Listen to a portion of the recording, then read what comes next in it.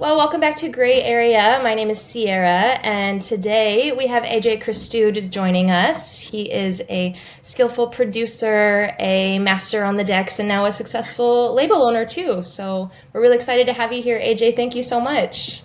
So, first thing, I want to talk a little bit about your kind of entry into music when you were younger. I know that you had your very first residency when you were 17, which is super young. Yeah. So, you obviously were already really into music before that. So, kind of how did you get your introduction into dance music? It was actually an accident, to be honest. It wasn't. So when I was growing up, I listened to like hip hop, and I even went through like a rock phase as well. But then when we started college, one of my friends kind of he we basically went to school together, and then we ended up going to two separate colleges. And he hung around with a group of friends that were going raving, and I'd never like heard of like raving before ever. So he was like, "Oh, you've got to come to this club." It was called Sankey's, and I was just like, "Oh, I'm not really into that kind of thing." And anyway, he managed to get me there, and it was like an electro night. Boys Noise was playing, if you've ever heard of him. Hmm. And I absolutely hated it, and I left early. And I was like, "I'm never going back there again." Um, but then he managed to convince me to go again. It was a Zoo Project, if you remember that party. And he was like, "Oh, everyone dresses up like animals. It's really fun. The music's different." So I went again. That time it was like house music, and I just fell in love with it. So that was like my first Hmm. introduction to like electronic music, really. And then after that, I just kind of like kept going to this club called Sankey's every week, like literally every week, like religiously. I would go to Sankey's, and I wouldn't even check what, because I didn't really know the DJs or anything like that. I would just go and trust that it was going to be a good night. Fridays was like electro, and Saturdays was house. So yeah, I kept going, and that kind of like led me up to the how I started DJing, because I started going so much. I started actually selling tickets for the club because I was in college. It was like dead easy for me to, sell a load of tickets and get myself free entry. So I started doing that, and then from there, I kind of bought my first pair of decks and started practicing DJing, and that And was like, then you just ended up playing the club that you were going to forever. That had to be, I don't know, really yeah. wild feeling. Well, there was a DJ, a resident DJ there called Joseph K, and he basically would always open like the main room. He was a really nice guy. He was Hmm. an amazing warm up DJ, and I used to send him my mixes because I used to record them on my laptop. And he played one in the Sankey's office one time, and they were like, "Oh, let's give him a shot." So they put me on in the bar. That's where you started out in Sankey's. It was like this little bar, but Hmm. it was a good little vibe there. So yeah, so that's Yeah. how it started, And you were really. still only 17. Yeah, I was actually over here. It's 18 and up to get in the club, so I was actually underage when I was going in. Um, Yeah, that's what I so was going yeah, to ask because I know here in the yeah, States it's 21, but I know it's a little yeah, bit lower over there. So you technically weren't even allowed to be there, yeah, but you were yeah. Technically, allowed to use the stage. yeah, man. Wild. Well, that's had to be, I don't know, super cool and so different probably, than your friends. I want to know what your friends thought, the ones that brought you to Sankey's first, and you were like, "No, I don't really like this." And then like a year later you're playing, they're probably like, "What the heck?" Oh yeah, they all used to come. It was great. We all used to travel up together and get a big like bus down. It was a good vibe. The bar that I used to play in was only like 50, 60 people. So like I used to take, Mm-hmm. all my group of friends, and it would be a nice little crowd in there. Nice. Is Sankey's still there? Unfortunately, not. No, it's an apartment block now. Ugh. It kind of reached like its peak, and then kind of declined. It like won number one club in the world at one point, and then after that, I think it kind of just went downhill after that, basically. And then that area, to be fair, like that area where it is now, it used to be just Sankey's used to be a soap factory. It used to be called Sankey Soap, so it used to be like an old soap factory, and that whole Mhm. area was industrial. But now it's all apartment blocks and restaurants and bars. So there's no way they could have operated, because it was just the club was like too many people going there for like a residential area. Oh, yeah. So I think in the end, if it didn't decline, it would have shut down anyway. Yeah. Because you still live around there, or you still live in Manchester. Are you still kind of close Yeah, to that area? Yeah. yeah. There's not really many clubs in Manchester. We have Wales Project, but they're more of like a festival type vibe. It's like they operate like certain types of the year. So we've got Got another club called Joshua Brooks, which is really cool, but it's only a small club, like it. four or Okay. 500 cap. Oh, nice. At least you still have some other ones Yeah, there. yeah. That's nice. So I wanted to talk to you a little bit about your family and your heritage. I know you come from a really big Greek family, and I was wondering if that kind of, affected your music or your style of production at all. Well, my parents were both, music lovers, and there has been music in the family for some generations. There's a Greek instrument called the bouzouki, and great, my uncles on my mum's side all played instruments. But my mum and dad were very much music lovers. Growing up, my dad was always playing like 80s records for me and showing me how to compile like playlists because he used to have parties. So I think like the way I approach preparation for a gig is similar to how he used to show me how he would prepare a playlist for one of his parties that he was throwing. So, but Okay. the Greek music, I never actually was into Greek music itself. It's a little bit too slow for me. Um, Mm. but I did come from a family of music lovers. That's so cool that your dad made these intricate playlists for his parties, and that was kind of your first look into, Yeah. creating a set in a way. That's so Yeah, cute. they used to have these like parties, like maybe like once every couple of months at our house. They'd have like tons of their friends Mm. over. It wasn't too wild, but he used to have like this PC in the back, and he used to have this like thing called Winamp, and he'd basically be able to load a ton of records on there, and then it'd just play in order. So he'd start with like the really chilled Mhm. stuff, and then it'd slowly pick up. So now, like when I look back, it's like how I would prepare a set. If I was opening, I would start really chilled and build it up, and yeah. You should bring your dad behind the decks with you, I actually maybe. have. I played. The first one I ever took him to was in London. I played for the Martinez brothers at Printworks, Mm. and it was like Hmm. it's a huge. I don't know if you've ever seen this venue, but it's absolutely huge. And Massive. that was his introduction into the club, and he absolutely loved it. He was having loads of fun dancing. So, Uh, that's so wild. He just dove feet first into oh yeah, yeah, it. feet first, literally. I love that. I think I did the same thing with my mom. The first show I took her to, we were in the press area, so it was the very front of a headlining Skrillex show at a big Oh, festival. And that was the first show wow, I ever took my mom to. that must have been wild She for was her. like, "This is crazy." Yeah, she Yeah, loved it though. It was great. I Now took my she's mum as obsessed. well. My mum loved it as well. They Oh both yeah. loved it. Yeah, they love that music as well.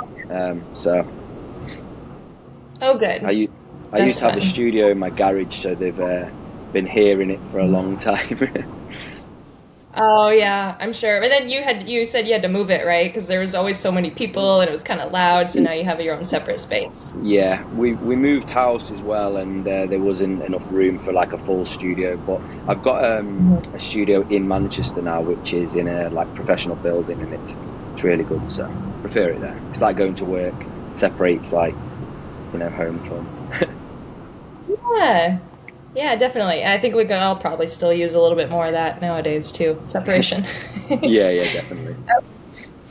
So let's switch gears a little bit and can talk about production. I'm wondering maybe what your process of production and songwriting looks like these days. So I use Ableton, um, Hmm. and I don't use too much. I don't use too many synthesizers or anything. I like to sample things, um, and yeah. So I basically always start with the drums. If I don't get my drums right from the start, then I basically scrap the whole track and start from the beginning. So I focus most of my energy on the drums, and then from there I move on to the bass. And when I arrange a record, I like to. I don't. arrange in the arrangement view. I arrange in the jam view, so I like to like launch clips and kind of jam the record out live. So it's quite easy to do that in Ableton with the way they've got everything set up. So I'm basically using Ableton. I'm using Ableton Push to do all the arrangements and that. And then I have one synth, which is an SH101. And basically, I turn it on, I take a sample from it, and then I just keep resampling the same sample over and over again because it sounds good. So, but it's not too much of a crazy setup that I've got. And I know that you've mentioned that, you know, drums have always kind of been the heartbeat of it too. Did you have past experience as a drummer, or that's just what kind of draws you in the most? No, I actually remember when I was younger, I wanted to play the drums, so I did get a few lessons, but it never like turned into anything. My attention span was always a little bit all over the place, so to sit me in a room and teach me how to drum, it was kind of just, it was hard work. So I do wish that I had stuck it out there, but it translates out in a different way. You know, because drums, the beat, is the heart still of dance music. So you are a drummer still now, just kind of in a different way. Yeah. Oh, cool. So, too, I'm wondering about, you know, songwriting, production, being a creative person when you're traveling so much, because you travel all the time. And I know you've talked before that organization and structure is really important to you, you know, in your working life. So I'm wondering maybe how you keep this sense of structure and inspiration with you when you're like changing scenery all the time. So I went through a phase where I could only really work on music in the studio. But I've recently broken out of that habit, and I'm finding it a lot easier to kind of like start ideas on the fly, on the go, like on the plane or, you know, in the hotel room, and then come back and finish them. I find that kind of works. If you start an idea but don't try and like complete the track whilst you're away, when you come back, because sometimes when you get back and you're jet lagged and you're tired, it's hard to kind of get the ball rolling again, like especially when you go to the studio, you're trying to focus. But if you've got them ideas already kind of made, like if I made an idea in the hotel room that's sounding really cool and I come back, it can kind of kickstart me straight away, because I can play that idea and start working on it straight away, rather than like trying to start from scratch. And then with music, I try and like with gigs, I try and listen to music every single day, try and search for music every single day, because searching for music is, and I think a lot of DJs will agree, it's like it takes a few hours to start finding them records, them really good ones that you want to play. So if you take a week off listening to music, sometimes it's like it takes you longer to start finding records. So I try and just keep myself busy all the time with it, like whether I'm producing a record or listening to records. Listening to records always gets me inspired to make music, so I just try and keep that balance between the two. But organisation and staying like as healthy as you can is probably the key to being consistent. I think like when I go to a gig and I have too much to drink, that can wipe me out for, you know, like 2 or 3 days. So I'm starting to like not do as much of that anymore now. Yeah, you have to keep yourself healthy, especially as busy as you are. You know, if you have a wicked hangover, you lose half a day. That's so much energy and effort, you know, kind of it's 3 days for me these days. Hangover lasts 3 days. No, I know. I really miss the days when that wasn't true, but yeah, it definitely is now. Well, good. It sounds like but you're taking good care of yourself, and you are, you know, staying busy in that balance. It seems like you have a good idea of that balance, you know, and not kind of overrunning yourself either, which sounds really good. Yeah, good. And I do give myself like rest days as well. I don't kind of try and burn myself out. So let's talk about Celesta. What's going on with you guys at your label these days? So I'm not actually running Celesta anymore. It kind of finished around lockdown period. I used to have a partner that I Mm-hmm. used to do it with, and he kind of stopped doing music. And just the whole format of the label itself, even though we did some really cool things and had some really cool releases, it was very much based around other artists. I released more music from other artists than I released my own music. So, but Celesta Okay. was really fun, and I got a lot of good experience from running it, which I'm going to implement into this Mm-hmm. next label. So your next label is going to be kind of more focused on self-releases, you think? Collaborations. I'm also going to release music from, friends, good friends, and I will be releasing other music, just not. It'll be more focused around me releasing my music, and then I will release other people's music as well.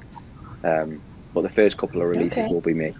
So, one question that I kind of like to end with before we move into our speed round is what excites you about the future of dance music, just like the community and the art form as a whole? What are you excited for moving into the future?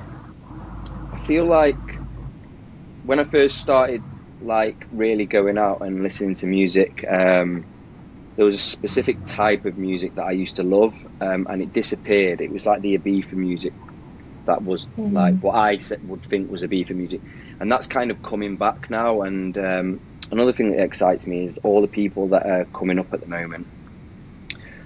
Some are Mm-hmm. good friends of mine. They're all exciting artists, and I think they're all going to bring a lot to the table. So I'm really excited to kind of see, you know, all them people at the top. Bring And all your and I friends think, with you if you can.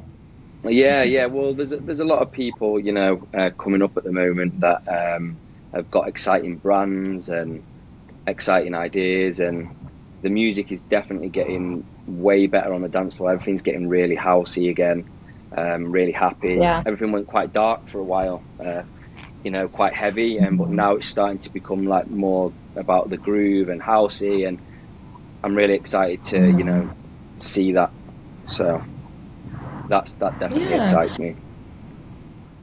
Is that kind of what you're referring to as like the Ibiza sound, that like warm, Balearic kind of housey sound a little bit? Yeah, like if you remember like how Luciano and Loca Dice and Corolla and Mm. all these guys, they used to play like this specific sound, and it was like kind of just all about the groove, and it was just really housey, and that disappeared for a long time. Things got quite heavy, and it's starting to go back to housey. I'm even starting to see like, you know, old house DJs playing more often now, and playing on, more modern festivals, which is really, really sick because that's going to educate people on great music. So I'm excited in the direction that the scene is going.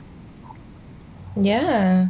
Yeah, I think way more people are getting into it, finding out about it, finding out that it's kind of always been here. I know that was kind of a big discourse when Beyonce's new album came out. Everyone was like, "Oh, Yeah. she's bringing back house music," and a lot of us were like, "But wait, we've never gone anywhere. It's always Yeah, been yeah, here." But now yeah, we're finding out about it and coming to it, which is cool. exactly. Yeah, it's good. It's really good. It's really good for the scene. Well, yay! I'm happy that you're optimistic. I feel optimistic about it too, and yeah, I still haven't been to Ibiza yet personally, but I cannot wait to go and experience that energy because it just seems unlike anything else in the world. So that would be, I don't know, Yeah, really it's cool. definitely the best place for house music in general. It's just got like a magnetic energy on the island. It's really sick. Definitely get yourself there. I'm hoping. I live in Oregon, so it's very kind of wet and cold here right now. So I'm just dreaming of a summer island. It's wet and cold here all the time in Manchester, so We're both ready for yeah. it. Okay, AJ, are you ready for your speed round? Yes, I am. Let's do It's very, very low stakes, I promise. it. Okay. Okay. Um, do you have a guilty pleasure TV show or movie? Guilty pleasure TV show would be Everybody Loves Raymond. That's a good one. Would you rather be able to speak every language in the world or be able to talk to animals? Talk to animals, definitely. That'd be fun. Definitely. Who was your first celebrity crush? Buffy the Vampire Slayer. I love it. I love it. Um, Gyros or moussaka? Gyro. What is your go-to pastime that's not music related? I like. I've never been a sporty person, so I don't play any sports. I do Muay Thai. Um, I enjoy that, so I would say that. Yeah, What is that? Is that like martial arts, kind yeah, of? yeah. Very cool. Um, Tea or coffee? Coffee. And what's one song that you wish you would have written? Off the wall, Michael Jackson. Okay. Yeah, that's a groove. Yeah, that's an amazing record. Well, thank you, AJ, so much for joining us. We hope to see you again soon. And yeah, have Yeah, a wonderful rest of your evening. Yeah, you too. Thank you for having me. Of course.